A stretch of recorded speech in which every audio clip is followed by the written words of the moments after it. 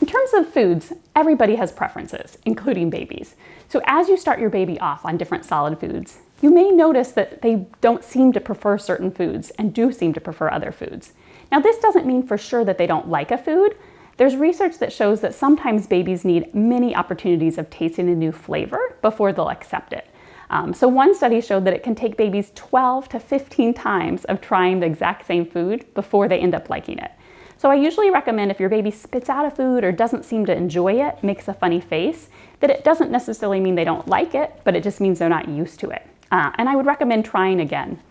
The other thing that you might try is if your baby does prefer one food but not as much another food, you can try mixing the foods together. And then as the baby goes on, doing less and less of the food that they like and more of the food that they previously didn't like. The other thing I think as parents that sometimes we can really give our judgments and our preferences and put them onto our children. And so even if you don't particularly love a certain vegetable, I really encourage trying it and staying positive. And a lot of it is our response to how we're offering it. And so trying to really encourage your babies to eat a really good variety of foods. I recommend trying to get all the flavors in. So thinking about going to the store or the farmer's market, or if you have a garden, and just trying every different vegetable that you can find.